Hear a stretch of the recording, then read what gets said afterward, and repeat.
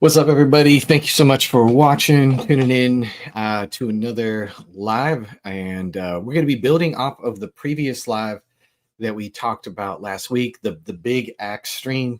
Again, it was a bit of a cheeky title. I'm going to make the buns puns again. No, I apologize in advance. But basically, we're just going to be building off the last, talking about the reliability of the book of Acts. This time, we're going to be talking about the Paul slander, ending the Paul slander once and for all. You have people like Aaron Abke, who says that Paul hijacked Christianity. You have Muslims, of course, who say that Paul hijacked the teachings of Jesus. You have liberal critics who say that Paul hijacked Christianity. And so it's just a very common refrain. We're going to talk about why Paul was not a charlatan. He wasn't a liar, and he wasn't crazy. He didn't just imagine that he saw the risen Jesus, but that he was actually chosen and called by God. He was actually called by Jesus. And so I'm going to be trying to do these live streams maybe 3 times a month, usually to be on a Saturday like this, so you guys can grow to expect these. And I will probably be doing like the occasional call-ins where we open it up for conversation. I'll be doing the deep dives like these, where we just kind of do what we do in my normal videos, but just go a whole lot deeper than what we can go into in 5 minutes. I may even do the occasional video review or have some guests, do interviews, different things like that. So just trying to dip my toe into the live waters a little bit more consistently than I have in the past. And so, yeah, that's basically what's going on there. Just to give you guys a quick life update about myself before we jump into the stream. I was posting 2 regular videos a week. And then just during the summer, my hours at my job changed. I do work part-time to help support myself along with what I do with the channel. Thank you so much to all the people who are like patrons and channel members that kind of help me keep me going and all that. But yeah, there's just been a lot going on with just a change of hours at the job just for summer. It's just a seasonal thing. It's now switched back. And then also my wife is pregnant. She's going to be due with another child that is coming this month, like probably within a couple of weeks. And so that's pretty crazy. And so you might not see a whole lot from me then. But yeah, that's all going on there. Thank you to some of the people who supported me and clicked on the registry and bought us things like diapers and strollers and all kinds of awesome things. And so you guys are awesome. You guys are the best. I really appreciate that. And so, yeah, the posting has been a little more sparse, and I've been doing more shorts lately. That is why. It's just shorts are a little easier to do, and I just haven't had the time because a lot is going on. But things will smooth out and be normal soon, and this is definitely going to be a part of the regular posting schedule. So enough of that kind of personal stuff going on there. Just wanted to at least give you guys an update if you're thinking like, oh, I haven't seen as many videos. That's what's happening there. So Paul, was he crazy? Was he a charlatan? Was he chosen? We're gonna find out, right? I think you guys already probably know what my answer is gonna be. This will probably go about an hour. It's not going to go nearly as long as the previous stream that we did last time, but it will definitely be building off that, as you guys will see. And so, with any testimony, right? Any kind of eyewitness testimony, there are 3 possible explanations, right? Either somebody is lying about what they said that they saw, or somebody is just honestly mistaken about what they said that they saw when they're giving testimony, or they're really telling the truth. And the same is going to be true with Paul. And Paul's conversion, as it turns out, ends up being really astonishing evidence for the truth of Christianity. And again, it just closes the door on a lot of this Paul slander, Paul reinvented Christianity, Paul hijacked Christianity kind of thing. And so we're going to go through 3 propositions here, and we're going to conclude. Number 1, the story of Paul's conversion in Acts actually matches up with Paul's own testimony. A lot of people say that the book of Acts is just Christian propaganda meant to paper over kind of the division between the Pauline Christians and the ones that followed, like Peter and James, the Jerusalem Christians, right? The ones who are really preaching the true Christianity. And that, again, Acts is just propaganda. It's just smoothing over things to present this idea of a unified church, right? Proposition 2, Paul wasn't just honestly confused or mistaken, right? And so Now, with Paul's experience, it's a brief vision, right? And Paul doesn't give us a whole lot of details. And so people really like to target Paul because he likes he doesn't really tell us about the give us a lot of details. And even in the book of Acts, it's a bit of a short experience compared to what we see in the Gospels, where they're longer, more drawn out, physical appearances and different things like that. But we're going to show that Paul wasn't just honestly confused or mistaken. Proposition 3, Paul wasn't lying or running a scam. This is something that Muslims love to say. This is something, like I said, people who like Aaron Abkey and follow his craziness. It's kind of funny how the Muslims and the New Agers kind of come together to bash Paul. And you have Aaron Abkey, who is like, yeah, original Christianity was Ebionite because the Ebionites were vegetarians. And then you have the Muslims are like, well, yeah, they denied his deity, and so that represents the original Christianity, even though like the Ebionites rejected the virgin birth, and that the Ebionites believe that Jesus was actually crucified. So it's kind of a funky joining of hands between those two groups, I guess. Conclusion: the simplest explanation is that Paul really did encounter the risen Christ on the road to Damascus. All right, and so. Now, why should we trust Luke's record of Paul's testimony? Well, Luke traveled extensively with Paul. He knew Paul's story firsthand. Paul repeated his conversion testimony multiple times. And then Luke gives us even more details, obviously, in Acts chapter 9. But this is something that Paul repeated often. We do know that Luke is a careful historian, and he shared Paul's sufferings, which speaks of Paul's sincerity. There's multiple court cases that Luke covers, like before the Sanhedrins, Felix, Festus, and all of those different kinds of things, as well as just some of his persecutions, which we'll talk about in this stream, and we kind of talked about in the previous stream. So all of these reasons taken together provide strong proof that Luke really did give an accurate record of Paul's own words. Now, again, you're going to have to go back to the previous stream. It was 2 hours long. We gave dozens of historical reasons why we can trust the book of Acts. And so definitely go back to that. I can't repeat everything that I said there. I will repeat a few examples, but we established that Acts is not just Christian propaganda, but a historically reliable account written by somebody who was close up to the facts, honest, and extremely knowledgeable. And by the way, if he did travel with Paul, that shows that he had a willingness to suffer, which speaks of his sincerity. So there you go. Be sure to go and watch that. Paul's letters assume his Damascus encounter. So we'll talk about that real briefly here. 1 Corinthians 9:1, Paul talks about, have I not seen the Lord? This is rhetorical. He assumes that the Corinthians already knew the full story, right? He had been there himself. He had preached to them. He had spent a lot of time with them. Then also 1 Corinthians 15:8-9. Again, he repeats this. Last of all, he appeared also to me.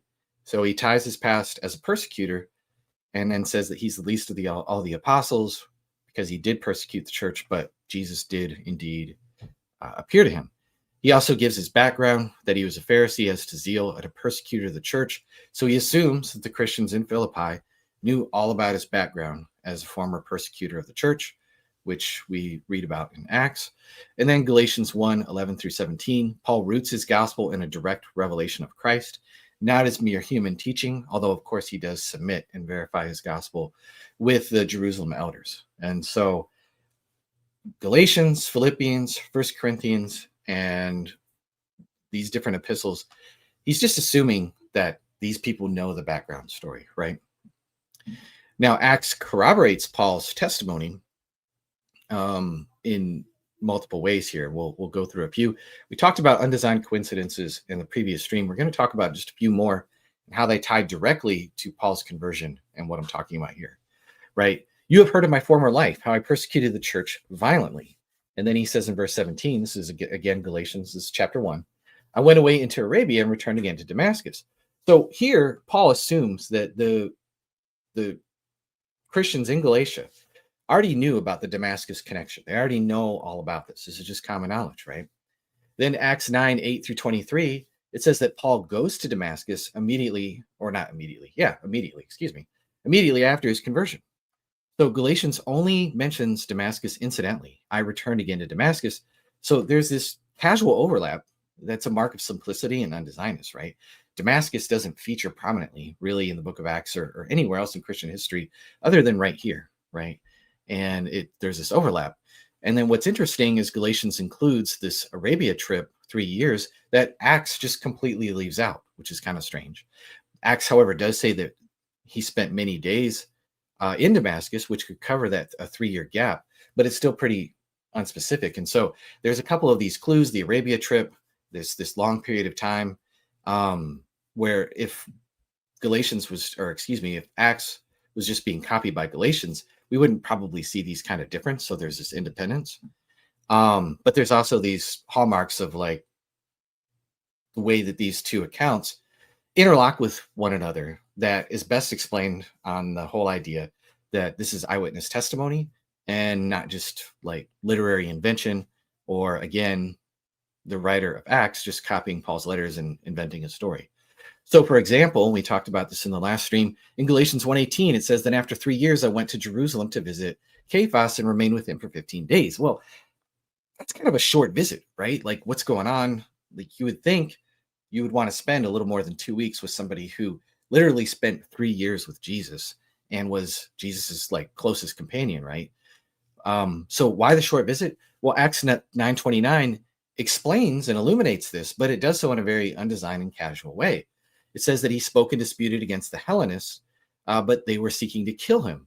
Again, this is in Damascus. And when the brothers learned this, they brought him down to Caesarea and sent him off to Tarsus. Okay, so that's why he spent such a short visit with Peter, is because like they're literally trying to kill him. And so no further comment seems to be necessary there.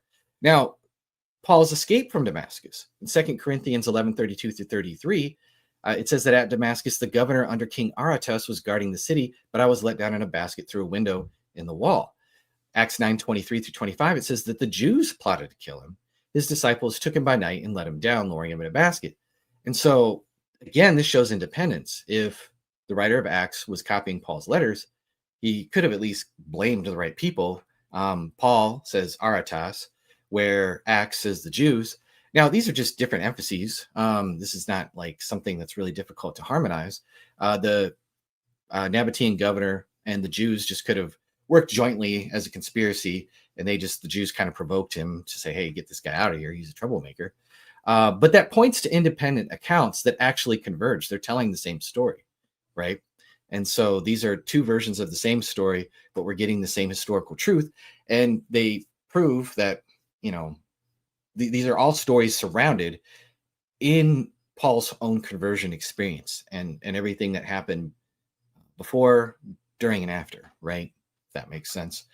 And so the historical anchor here, Aretas IV, gained authority over Damascus around 37 CE.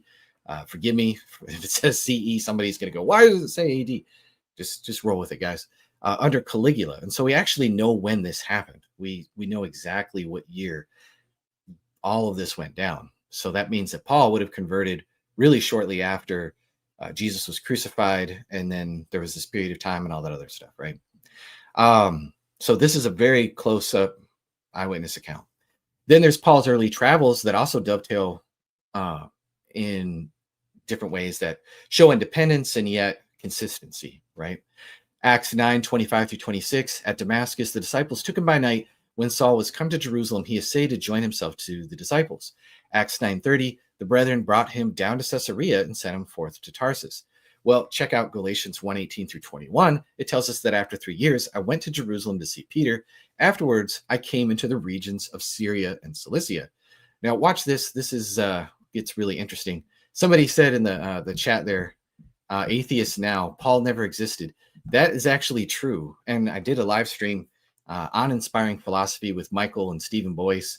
I cannot remember the scholar's lady, but she was on the Myth Vision podcast, who literally tried to argue that Paul never existed, which is just absolutely bananas and totally bonkers.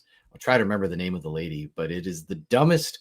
Even Richard Carrier is like a Jesus, the king of the Jesus mythicists is like, yeah, this theory is bonkers. So it's pretty funny. I never thought I'd live to see the day when atheists are like, yeah, Paul never existed, but these are the wild times that we are living in. So, anyways, going back to what I was saying there, Paul's early travels, Acts says that he was sent. The disciples sent him forth to Tarsus, right? Well, Galatians says afterwards, I came into the regions of Syria and Cilicia. Well, it's not stated clearly, but there is a land route from Caesarea through Tarsus that it naturally passes through Cilicia into, or from through Syria into Cilicia, pardon me. And so there's this land route.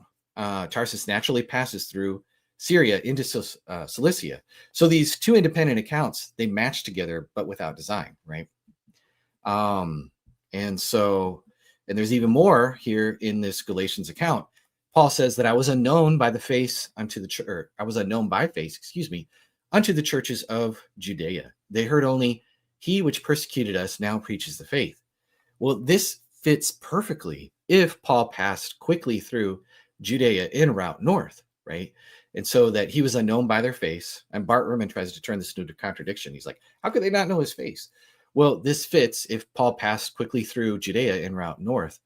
And so again, Acts and Galatians converge. This is just another undesigned coincidence, right?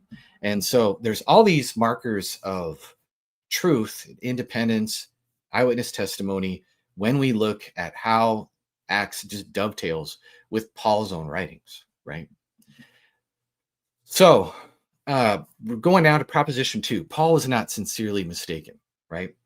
Paul's experience, he doesn't really describe it in his letters because, again, he presumes that the Christians already know about his experience, right? He's not trying to get super autobiographical in his epistles. But his experience was actually multi-sensory. Now, again, it's not multi-sensory maybe in the same way that the apostles were where they're like literally eating a piece of broiled fish with Jesus and spending 40 days with him and being invited to touch his wounds. But Paul's experience was still multi-sensory. It was visual, it was auditory, right? It was intersubjective. There was companions that were affected. They saw the light. They heard a voice. They fell to the ground. Jesus is obviously speaking to Jesus. He sees him. He hears him. The companions, again, they see a light. They don't see Jesus, but they hear a voice, even though they don't understand it, which is it's possible that because Jesus is speaking in Aramaic and maybe Paul had some Greek companions, that's why they didn't understand it. They fall to the ground. So there's all these tangible things that are going on, right? There's tangible after effects. Paul was blinded for 3 days, and then he was healed by Ananias, who Ananias also had an independent vision of what was going on. And so these are hard things to just like be honestly mistaken about, right? There's also the fact that for those who want to say, well, Paul just hallucinated something. Hallucinations don't really give you the power to work miracles. And why would Paul suddenly go from thinking like, I don't have the power to work miracles till I do? And not only that, but the people in the congregations that he's preaching to are aware of these miracles and accept these miracles and also seem to believe in these miracles as well. And so you have 2 Corinthians 12:12, where Paul says that the signs of a true apostle were performed among you with signs and wonders and mighty works. It's really risky to appeal to miracles before critics if none existed. Think about the things that Paul is writing in 2 Corinthians. There is a competitive group of so-called super apostles who are competing with Paul. And the Corinthians are becoming critical of Paul. And Paul is just writing to them with dripping sarcasm because he's like, listen, I'm your spiritual daddy, basically. I brought you the gospel at first, and you guys are falling for false messages, false apostles, and who are basically abusive to you, and you put up with it. And what have I done to you guys? Nothing. I've only been nothing but good to you guys. But he appeals 4 years later after his original letter to them and says that there was these signs that happened. Well, there must have been some sort of tangible after effects in the Church of Corinth that he could actually point to years later, right? And again, it's risky to appeal to these if just absolutely none of them existed. It's kind of weird, right? And then you have Romans 15:18 through 19, where it says, by the power of signs and wonders, by the power of the Spirit of God, from Jerusalem all the way to Illyricum, I fulfilled the ministry. So he appeals again to signs and wonders as a hallmark of his ministry to the Romans, a church whom he had never met, but they obviously had become aware of his miracles. I mean, it'd be kind of strange to just be like, oh, and by the way, guys, like I totally work miracles if the Romans had actually like never even heard of them, right? And so he appeals to these as publicly known facts, not just like private claims, right? Now, Acts gives us multiple examples of Paul's miracles, right? You have Elymas, who was a Jewish sorcerer who tried to turn Sergius Paulus away from the faith, and then Paul struck him blind, right?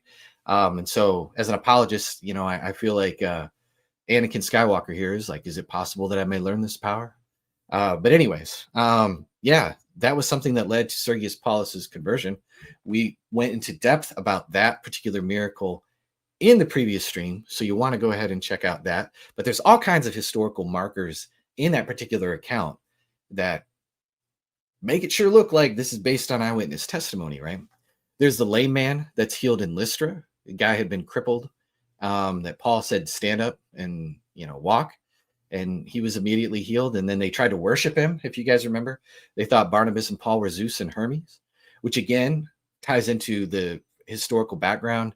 And we talked about inscriptions and all kinds of archaeological confirmations, the fact that they were starting a riot in the Lycaonian language, which was, you'd be like, what, why are they not speaking Greek? But we found out through inscriptions and different things like that, historical things, that like Lycaonian was really spoken at that particular time, even though it wasn't spoken in other regions. And so there's all kinds of historical markers that go into that story.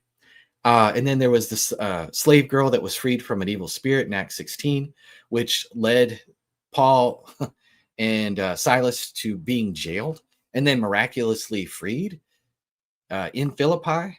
And so that's pretty hard to be mistaken about an earthquake. And then like your chains are removed and then like all the people are still sitting there. And so those are things that are difficult to be mistaken about. There's all kinds of historical evidence that we have discussed in previous streams and even videos that I've done where Paul really did travel in Philippi. We know this from the fact that like he met Lydia, who was a seller of purple, and like purple really was like a major part of the trade there and different things like that. All kinds of different things there, but we're not getting into that again. See the Big Axe stream, right?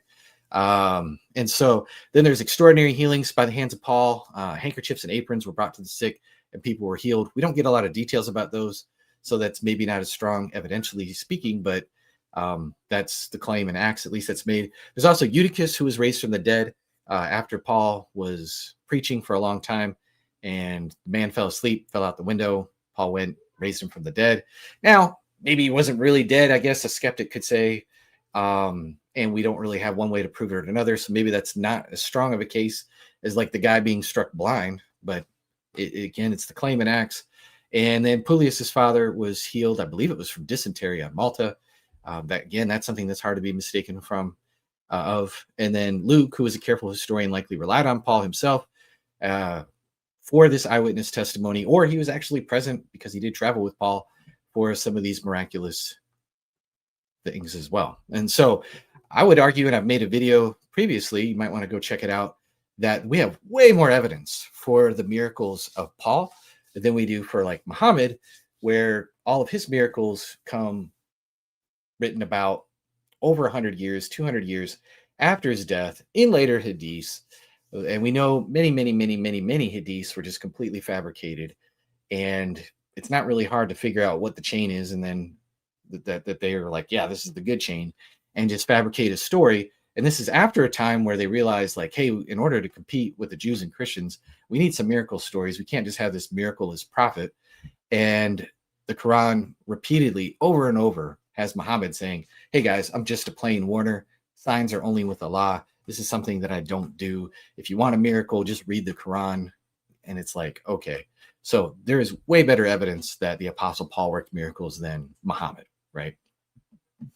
All right. So here's a quote from George Littleton. He was an author who wrote a book on this very topic. This is where I'm getting a lot of my materials from, this older book. It's called The Conversion and Apostleship of St. Paul, if I remember correctly.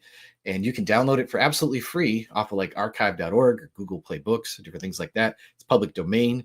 And so he says that Paul's mind Far from being disposed to a credulous faith or a too easy reception of any miracle worked in proof of the Christian religion, appears to have been barred against it by the most obstinate prejudices as much as any man's could possibly be, and from hence we may fairly conclude that nothing less than the irresistible evidence of his own senses, clear from all possibility of doubt, could have overcome his belief. And so just think about like who Paul was. He was a hardened church persecutor, right? Who thought that this was a cult. And so he would have to have some really strong evidence in order to change his mind. A simple grief-induced hallucination isn't going to work. But let's rule some of those hypotheses out, right?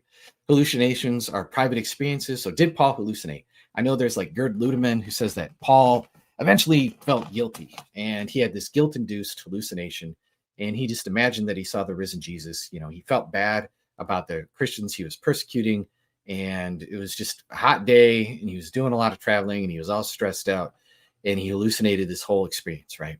Well, again, that's not going to work because if Acts is a historically reliable account, and we've argued that it is, Paul's companions saw a light, heard a voice, and fell down. So that's not, a hallucination does not explain that. Hallucinations are private experiences. Hallucinations don't blind you for 3 days, and they don't end with scales falling from your eyes. They don't usually end up with somebody else having a hallucination that they're supposed to pray for you and restore your sight. And they usually don't spark a lifetime of missionary work and suffering or give you the belief that suddenly you can work miracles to the point where it convinces other people. So no, that's not going to work. That's out. Now, there are other related theories that go along with the whole hallucination thing, like temporal lobe epilepsy. And so people say, well, maybe that's why Paul went blind, right? Temporal lobe epilepsy can induce blindness, right? But when it does, generally it's 30 seconds to at the most 10 minutes. Paul was blinded for 3 days and then healed upon command by Ananias, right? Or Aeneas, excuse me. And then usually your memories are foggy after you've had some kind of a situation with epilepsy, with temporal lobe epilepsy. Yet Paul is able to recount all the details to the point where he repeats it over and over when he's telling his testimony when he's on trial. And so that doesn't fit together at all either. Paul's companions, they saw a light, heard a voice, fell down, right? That would be pretty weird for a personal seizure. Scales fell off his eyes. Temporal lobe epilepsy doesn't give you scales on your eyes. Neurology just doesn't do that. And so again, if the book of Acts is truthful here, and we've argued at length that Luke was somebody who traveled with Paul and knew his stuff, then this theory does not work at all. Conversion disorder, right? That also can give you temporary blindness. And so the problem with the whole idea of conversion disorder is that Paul just doesn't fit the profile. According to DSM-4, women are 200% more likely to experience it. It's a higher risk in teens, soldiers in battle, low income, or low IQ. Paul doesn't really seem to fit any of those things. It's also extremely rare. There's only 2 to 5 ongoing cases per 10,000 people per year. So the odds of Paul's Damascus encounter being explained by conversion disorder, already the prior probability is really low. And then we have all the multisensory details and Paul's ability to work miracles as on the posterior. And so it's like, hey, like, no, this is a goofy theory. Again, that just doesn't work. All right. So proposition 3, we will get into some quick super chats. Gabriel Valencia became a new member. Thank you so much, Gabriel, for the support. I appreciate it. I like the pixel shades. Thug Life represent. Any books you would recommend for the historical Acts view besides Hemmer's and Lydia McGrew's? Yeah, Koopa, if you remember at the end of the stream, I gave a whole list. There is The Voyage and Shipwreck of St. Paul by James Smith, an older book, but Smith is a sailor who argues at length through his nautical experience that what Paul, and just his knowledge of that area where Paul was shipwrecked and all of that kind of stuff, that Paul or that Luke really did know his stuff and very likely was a traveling companion of Paul. And so that's one. There's also Jefferson White, Evidence in Paul's Journeys, which is a small popular level or a short popular level book that condenses a lot of the stuff from Paley and the undesigned coincidences that Lydia also brings out, but also a lot of the stuff that's Hemmer, that has Hemmer and all that other kind of stuff. There is uh, Hori Apolloni by William Paley, which goes through all the undesigned coincidences. Lydia just goes through some of them and just gives like a really good evidence sampler in her 2 chapters on the undesigned coincidences, but Paley goes through dozens and dozens and dozens. And so I would definitely highly recommend that. That's also available. Craig Keener's 4-volume commentary on the Book of Acts has a lot of really good nuggets in there as well, if you're looking for something more contemporary. And so there are many more. Sir William Ramsay has written several books on this particular topic that are worth checking out as well. Or even A View of the Evidences of Christianity. William Paley goes through a few ways that Acts dovetails with like what we know in history through Josephus and whatnot. And so those are a few. Also, the Historical Tell does go through a little bit by Luke Vandewey, but it also just builds a case for the reliability of the author of Luke's gospel. And so evidence that Luke was a historically reliable author who really knew his stuff is evidence that the guy who wrote Acts is the same guy, right? Who's just, it's the same character. So if he's truthful in Luke, he's going to be truthful in Acts. And he does talk about a little bit about Acts. And so the Historical Tell is good. And he's got a longer version. I can't remember the name of it. But the Historical Tell is kind of like the pop level version of that book. And so check those out. And I'm sure there's others that I'm forgetting off the top of my head. But yeah, good question, Koopa. Thank you for the super chat. Really appreciate it. All right. So we will move on to Proposition 3. Was Paul a liar? Yes, he was totally a liar. He admits it himself, right? He says in Romans 3:7, if my lie brings God glory, then why am I being condemned? It's so funny that you will have Muslims in my comment section. I see them read that as if they don't understand that Paul is being sarcastic, and then he immediately refutes that, no, I'm not a liar. Keeper says, yes, he is a liar. Keeper, you have no idea what you're talking about. Anyways, I'll quit looking at the chat now. And so, but it is funny that they quote that. That is like the dumbest thing. It's like learn to read in context, people. But anyways, Proposition 3, was Paul a liar? No, he was not. He was definitely sincere, because Paul endured hardship, danger, persecution, toil, prison, execution, shipwrecks, as we talked about in the previous stream in great detail, for the sake of the gospel. This is written in external sources outside of the New Testament as well. First Clement, which was probably written around 96 AD. Clement says that Paul 7 times was thrown into captivity, was compelled to flee, stoned, preached east and west, suffered martyrdom under the prefects, right? Now, Clement, I would argue, and Stephen Boyce, I believe, my friend Stephen Boyce would argue, is the same man mentioned in Philippians 4:3, where there's a Clement mentioned who is a companion of Paul. And this is borne out by St. Irenaeus, who says that Clement still had the preaching of the apostles echoing in his ears. And so he knew the apostles. He was a companion of the apostles.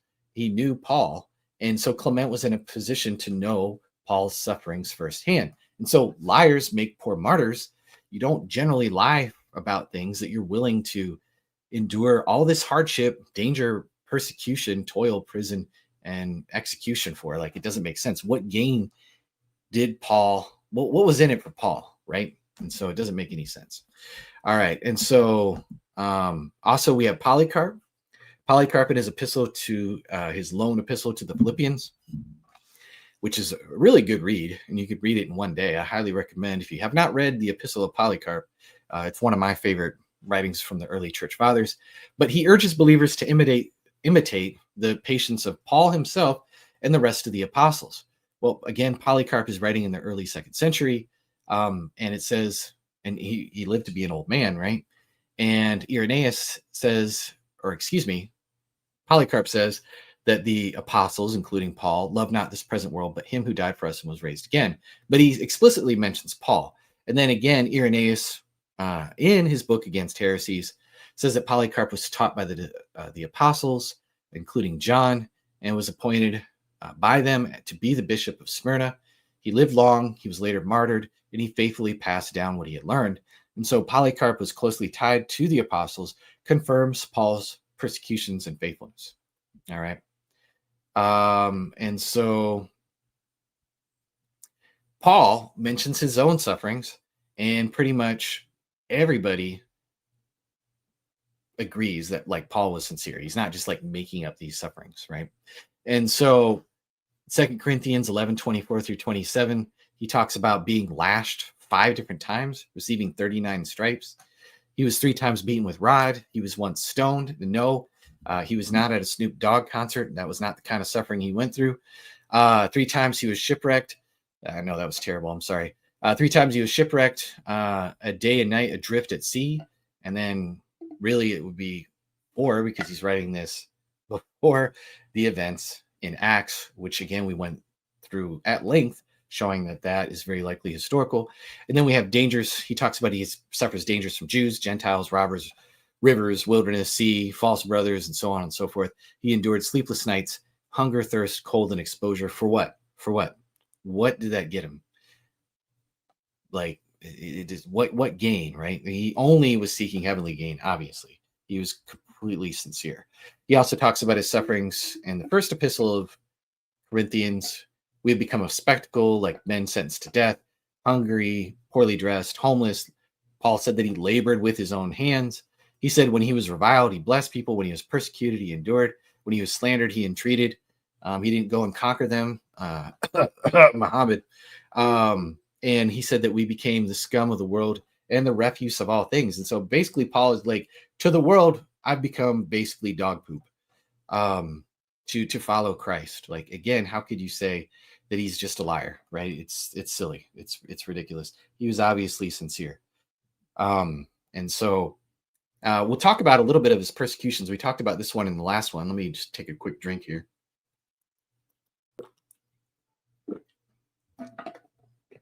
And so 2 Thessalonians 2:2, again, we brought this example up in the previous stream, but we'll just go over it again for those of you who might missed it.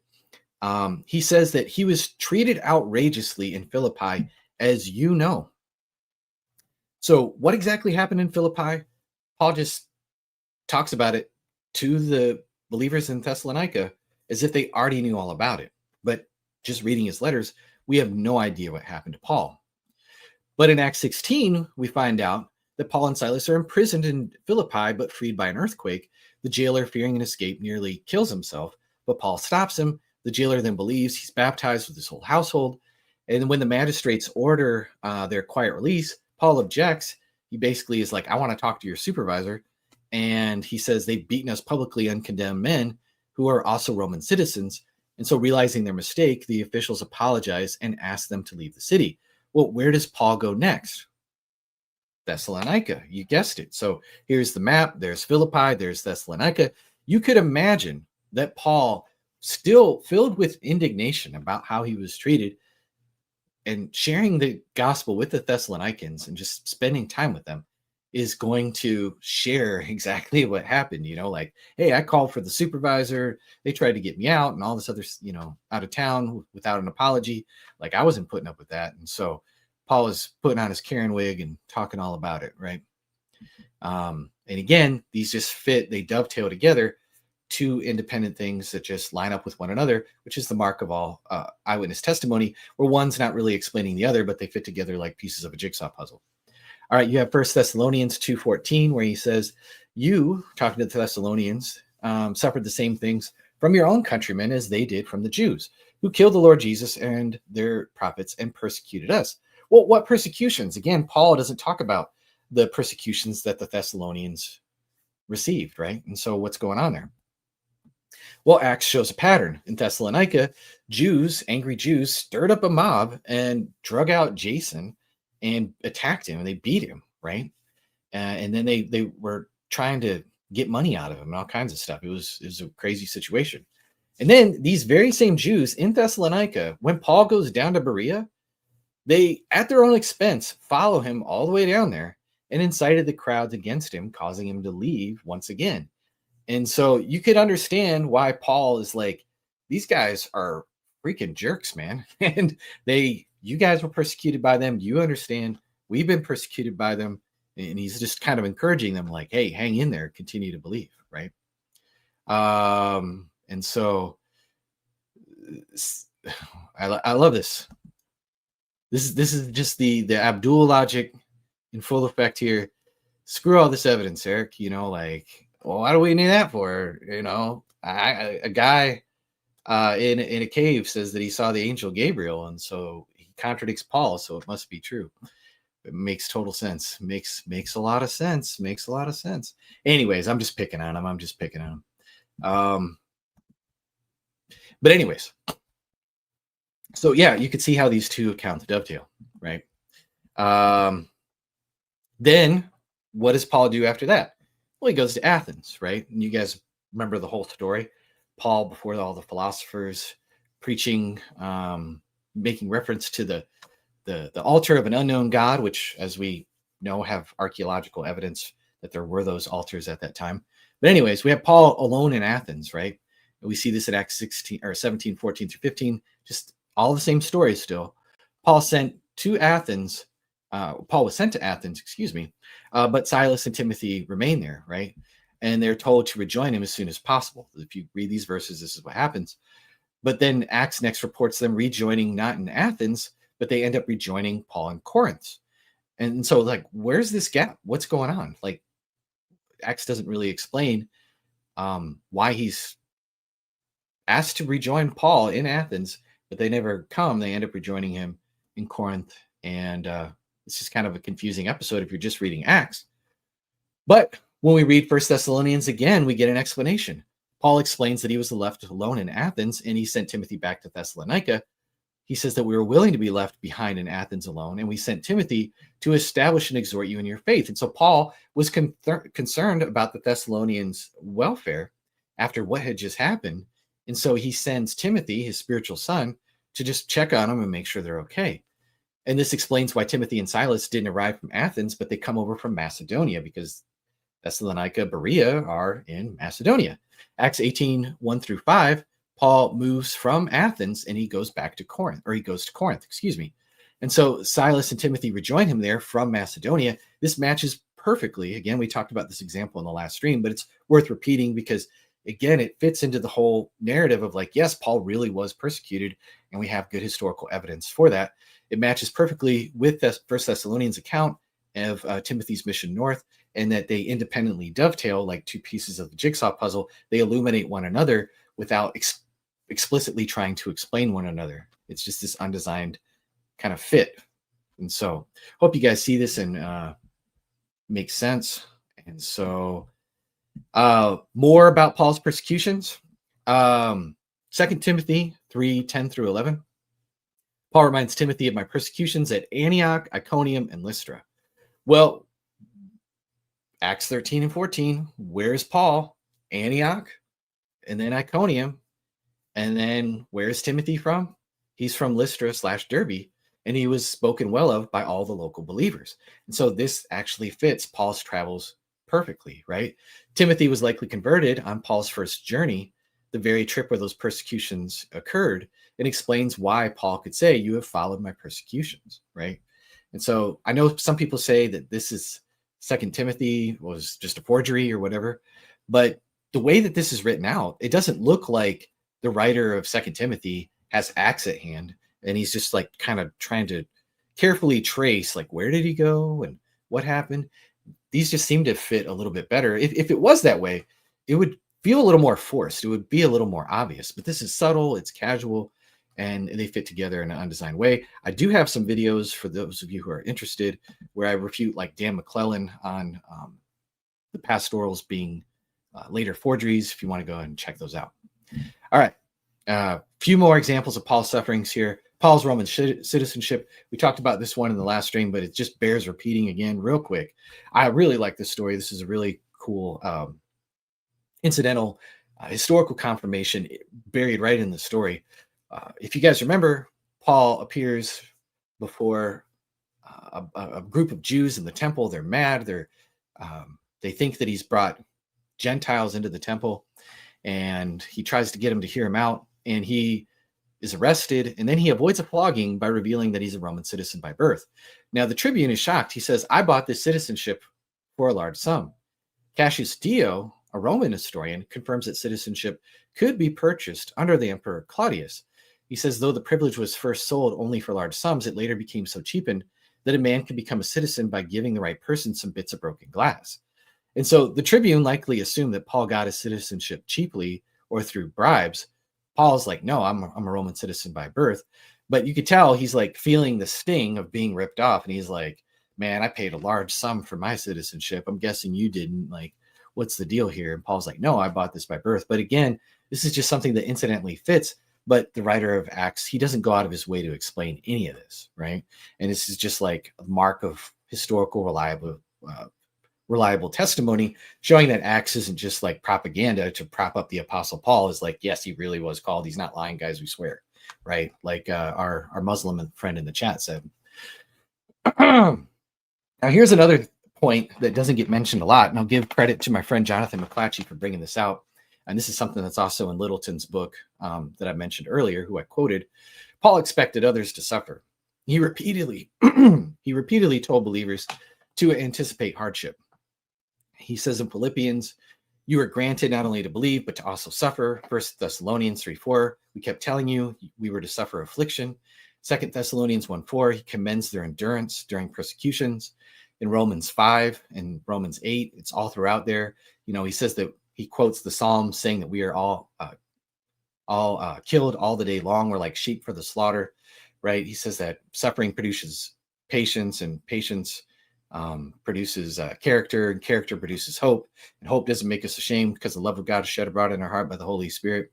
And so he's constantly like talking to his the churches that he's either founded or churches that he's writing to, that they're going to endure afflictions and beatings, imprisonments, and all these things, and he expects them to suffer just like him. And so it's like, what is up with that? Well, Littleton says that persuading others to embrace persecution for a message that you know is false is only possible if Paul were the most hardened wretch that ever breathed. Now, again, Littleton's writing in like the 1700s, maybe even late 1600s, writing against, like, this is during the time of the deist controversy, where the deists were running around saying like, there is no prophecy, there are no miracles, God exists, but he doesn't reveal himself in any kind of special way. And they were attacking Christianity. And Littleton's like, no, like, Paul is very strong evidence, the conversion of Paul, that Christianity is true. And he's saying here that like Paul would just be the biggest jerk in the entire face of the planet if he expected people to suffer for a message that he knew was false. And so the best explanation is that Paul's sincere conviction that the gospel was true. Okay. And so now we know what could motivate somebody to start like a false religion or try to join themselves to a religion and hijack it for their own purposes and their own gain. Well, it could be for money, right? But Paul rejected payment for preaching. He said, I made no use of these rights, even though he said he had the right to receive offerings and different things like that from the Corinthians. He said that he would rather die than take advantage of that right, that he may present the gospel free of charge. He made tents. And we talked about this. Well, we'll talk about it in a minute here, but he worked with his hands, right? And so in 2 Corinthians 12:14, he says, I don't seek what is yours, I'm seeking you. He's saying that I'm not in it for the money, I'm in it to help you. He says that we didn't eat anybody's bread without paying. We worked day and night not to be a burden. He says that repeatedly in both letters to the Thessalonians. So even if you want to say 2 Thessalonians is a forgery, according to like Bart Ehrman or something like that, well, he says the same thing in 1 Thessalonians, which is also a lie. And I have a video on that. But anyways, and then he says, I coveted no one's silver or gold. These hands ministered to my own needs. And so he's talking to the Ephesian elders in Acts chapter 20, and he's saying, I didn't covet your guys' gold. You guys know that I worked with my own hands. And so Paul was working and preaching. He was bivocational, basically. So clearly he wasn't chasing profit. He worked, he gave, he suffered to spread the gospel. And Paul also shows great financial integrity. In Acts chapter 20, verse 1-4, there is this long list of Paul's companions, the longest that you find in the book of Acts. And it even notes that their hometowns, like where these guys were all from. Well, it's pretty simple to kind of piece this together. These are likely delegates from the Gentile churches contributing to the Jerusalem collection, right? You guys remember there was this collection that Paul was taking up on behalf of all the apostles as he was traveling to the Gentile churches. So if again Paul was a phony and the apostles thought he was a phony, why are they trusting him with this big collection? And if Paul isn't sincere, why is he collecting this big collection? But he's not even doing it on his own with no supervision, right? He has delegates, he has people, other people involved for the sake of integrity. And this matches what we see in Paul's letters. He says, I send those you accredit. If it seems advisable, I should go also, they will accompany me. So he's saying he's sending people to the Corinthians to pick up this particular offering. He's not like picking it up himself. He's having other people handle the money. That's just like what any good church does. You don't have the pastor of the church count up all the offering by himself with no like accountants and different things like that. You have that transparency, right? And so also security, because there's multiple witnesses who safeguarded the collection. And so we see that Acts and the letters converge. Paul was very scrupulous and he was above reproach with finances. And again, they do this in this undesigned, casual kind of way that speaks of history, right? And then again, we talked about this last time. Paul worked to support himself because he was of the same trade. This is Acts chapter 8 or 18, 3-5, talking about Priscilla and Aquila. He stayed with them and they were working, and by trade, they were tent makers. And he was in the synagogue every Sabbath trying to persuade Jews and Greeks. And so Paul was preaching just once a week on the Sabbath and working with his hands to support himself and his companions. But it says that when Silas and Timothy came from Macedonia, Paul began devoting himself completely to the word, solemnly testifying to the Jews that the Jesus was the Christ. And so why did Paul suddenly stop working? Acts actually doesn't tell us, but all of a sudden he just went from part-time to full-time. Well, 2 Corinthians fills in the detail. He says that the brothers from Macedonia came and supplied my need. And so he wasn't accepting anything from the Corinthians, but it just so happened that we also see this in Philippians chapter 4, which is again in Macedonia, that these churches were sending him offerings. And he got to the point where he was like, okay, well, this is more important. I'm going to preach full time for a season because I actually can afford to do it. But most of the time he was working to support himself. Was Paul in it for power? Well, no, again, that's a really crappy explanation that Paul was just seeking power. He said that he was the least of the apostles, right? He's always putting himself down. Now you could say this is false humility, but this is like the way that he also lived his life. When the Corinthians were fighting over who their favorite preacher was, they were like, I like Peter, I like Apollos, or the super spiritual ones are like, I only follow Jesus. Paul gets in there and says, stop it. I don't want to be your favorite preacher. You guys are completely carnal. You are ruled by your flesh. You're a bunch of babies, right? He calls them spiritual babies. He tells them to grow up. And he says that we're just servants. Neither he who plants or nor he who waters is anything, but it's only God who gives the growth, right? And then you also see if Paul was really in it for power, why is he going to Jerusalem to confirm his gospel with the other apostles? So he's literally submitting his message to the apostles, scrupulously checking it with them and saying, hey, I just want to make sure again, like, is what I'm preaching the gospel? Is this what you learned of Jesus? And they're like, yeah, Paul, you're doing a good job. Keep going, right? And so that's not what somebody in it for power does. Philippians 1:15-18, even when rivals were preaching Christ while he's in jail, by the way, Paul rejoiced, saying, only that Christ is proclaimed, and in that I will rejoice. So if he was in it for power, he wouldn't be acting that way, right? It just doesn't make sense, right? There's also his conduct among other believers. To the Thessalonians, he says that our appeal doesn't spring for error, nor did we seek glory from people. He says that he was gentle like a mother and exhorting like a father. He again mentions that he worked night and day, that he might not be a burden to them.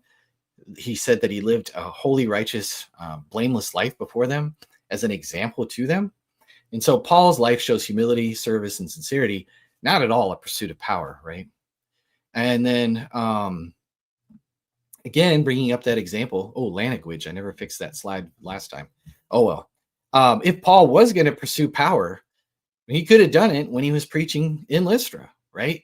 Remember, he healed the guy who was crippled. And again, this is a historical story because Colin Hemmer notes that in Lystra, though Roman, was in a rural part of Anatolia, where the locals preserve their native language. This is a rare specific cultural detail that Luke gets right, and that Zeus and Hermes really were the two gods that they mainly worshipped in Lystra. We see this in Ovid.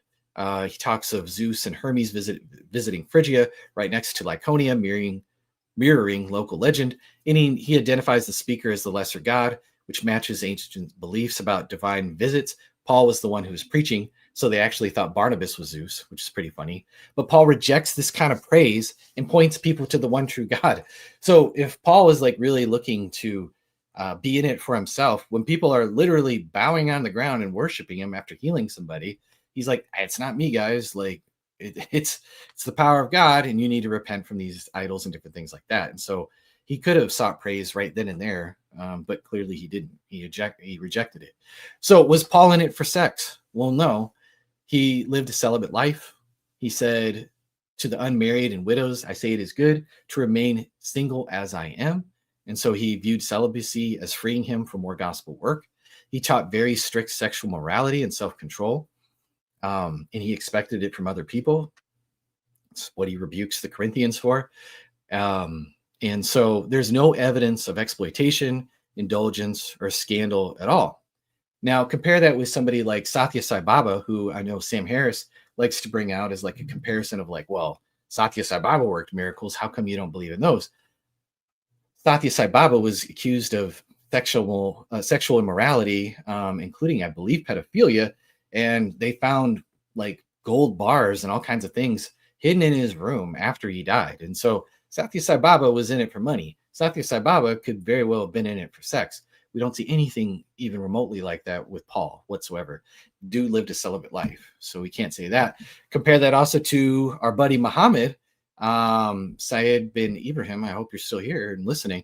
Muhammad took multiple wives, at least 11, even though he said Muslims really are only allowed to have 4. He married Aisha reportedly at the age 6 after God revealed it to him in a dream, and consummated that marriage at the age of 9, which is disgusting. And then Quran 33:50, it says that, I already mentioned this. Muslims were only allowed 4 wives according to Surah 4, yet Muhammad gets 11, including taking his adopted son Zainab after claiming revelation to justify it. So he abolishes adoption in the process of taking his son's wife and saying that he had a revelation. I have a whole video on this. Feel free to see that. But all of his revelations seem to show a pattern that Muhammad is serving his own peen. He's not hearing from Allah, guys. But Paul gave up sex to serve Christ. Muhammad used religion to serve his desires. It's not just Muhammad, too. We mentioned Satya Sai Baba. We mentioned Muhammad. But what about Joseph Smith, right? He induced plural marriage, polygamy, secretly at first, so he hid it. And then he married at least 30 women. Some married other men that were already married, so he's like taking people's wives. He took teenage wives as young as 14, Helen Mar Kimball. And then he, according to later sources, some Mormons might want to dispute this a little bit, he claimed an angel with a drawn sword threatened him if he didn't practice polygamy according to those sources. And so, like, dude, like, hey, what's going on? These guys are clearly motivated by something else. We also know Muhammad and Joseph Smith sought power. Joseph Smith literally ran for president. He was like a mayor of his own town. And you have Muhammad, who went about conquering and doing all of these different things after he was rejected. And then like now he's spreading his message by the sword. This is the polar opposite of the way Paul conducted himself, right? And so there you have it. It's ironic that the religion that says Paul is a liar can't see the obvious lies coming from their founder, but whatever. Now, somebody might say, but Paul corrupted Jesus's teachings. And so this is how the argument goes. Jesus upheld the law. Paul rejected it. So Paul corrupted Christianity. Matthew 5:17, Jesus says, I didn't come to abolish the law, but to fulfill it. And Paul, he comes in and says, no. You guys are released from the law. It's all good. You don't have to obey the law. So it looks like a contradiction, except it isn't. Paul and Jesus actually agreed. And I have a whole video on this that you guys can go back and watch, but I'll give you the short version. Paul says that the law is wholly good and from God, but he admits that it's powerless to overcome sin. He says that the law exposes sin and even aggravates guilt, that it's a tutor to actually lead us to Christ, who is the sacrifice, right? Well, Jesus actually anticipates this. In Mark chapter 10, he says that no one is good but God. And so the rich young ruler comes up to him and he's like, what do I got to do to enter into the kingdom of heaven? And Jesus is like, why do you call me good? Nobody is good but God. And he's not denying that he's good, so he's not denying that he's God. And then the guy's like, well, I've kept all the commandments. And he's like, okay, great. Well, then sell everything and follow me. And the guy walks away sad, showing that he has some covetousness or something controlling him. And he has an idol really driving his life, controlling his life, which is his money. He's serving mammon. And so that's exposed. But he's showing them that, no, you're actually not good. Like, you're not good. You really are not keeping the commands, right? And nobody is, right? And then they're like, well, how are we saved? And the disciples are kind of like, what's going on, man? Like, if it's hard for a rich man to enter the kingdom of God, how does anybody enter the kingdom of God? Like, what is happening here? And Jesus says, with man, it is impossible. With God, all things are possible. So he's saying salvation is not up to man. It's impossible for a man to save himself. None of you have kept the law. None of you can do it, right? But with God, it is possible. Then he says that I came not to be served, but to serve and to give myself a ransom for many. So he's giving himself as a ransom. Well, that's the same theology that we see in Paul's letters, that Paul says that Christ, our Passover lamb, was sacrificed for us, right? And so they actually agree. There's also the Sermon on the Mount, where Jesus says, you have heard, don't murder, but I'm saying if you get angry without cause, you're liable of murder. Jesus is saying, you have heard, don't commit adultery, but I say, if you even look at a woman with lust, you've committed adultery. And he says, Moses said that you can have divorce your wife and remarry, but Jesus said that's a concession to human hardness of heart and not God's ideal. And he actually changes the law. He actually makes it more difficult, and he actually brings people back to the purpose of the law. But he also shows them how hopeless it is, because every single person in this face of this planet has been angry, has lusted after a woman. Not to turn to Ray Comfort here. Have you ever looked at a woman with lust? Have you ever told a lie? Have you ever been angry at somebody? And so, but every single person he's showing through the Sermon on the Mount, he's strengthening the law. So he's actually, in a way, kind of like, I don't want to say changing it, but he's enforcing the spirit of the law. And he's saying that none of you have lived up for it. All of you are sinful, right? And so, but he says that by loving, when you love somebody, you're not going to lust after them. When you love somebody, you're not going to get angry without a cause with them. When you love somebody, you're not going to just divorce them, right?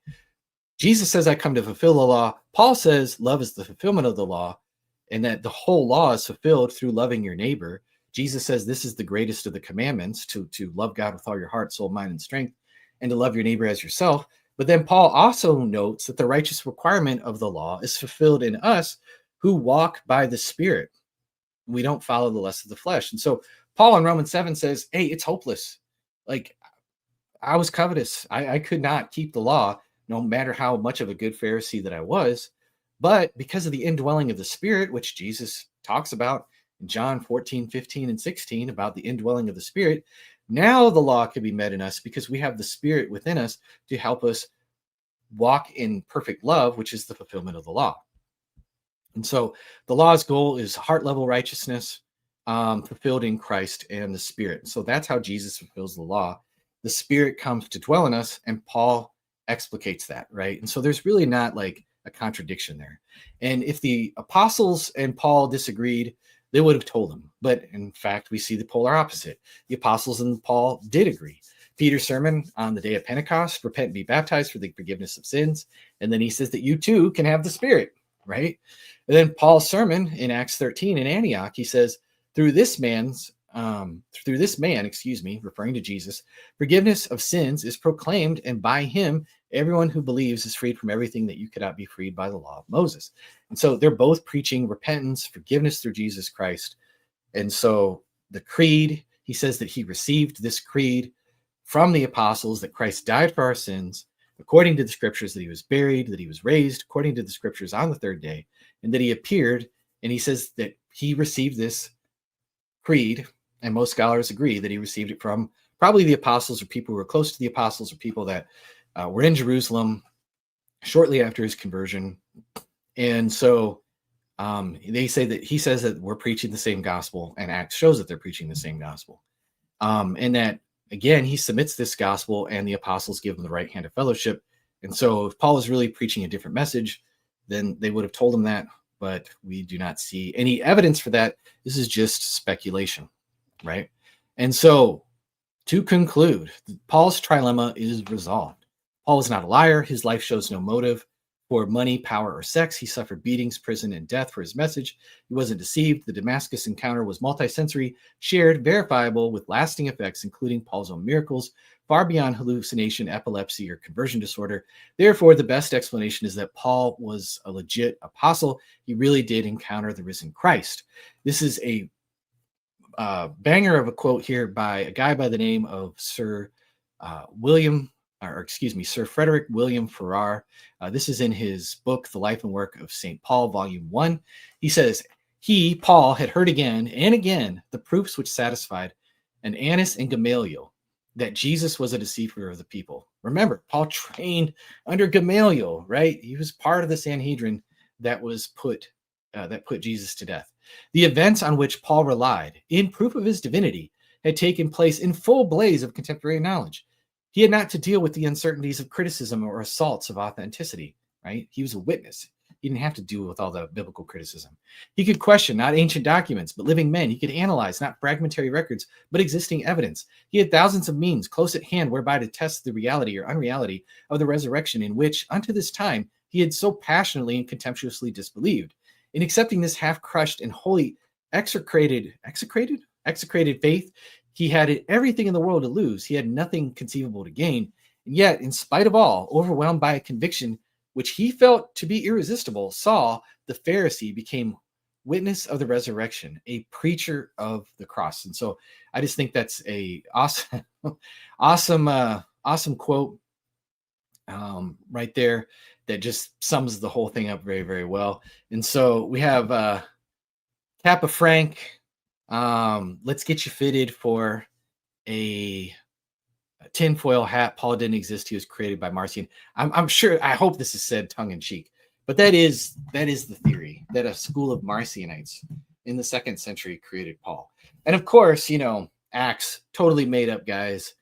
No, there's no historical reliability with the book of Acts whatsoever. And multiple people just wrote all these different letters to churches that may or may not have even existed, or just totally faked these, and they received these years later from a guy that they never really met, even though he acts like he met them and is sharing all this stuff. And this is bonko crazy stuff. But hey man, when you got to avoid the evidence, you'll say whatever crazy thing you need to say. And so let's go to some super chats and then we'll wrap up. That was basically it, guys. Appreciate you watching.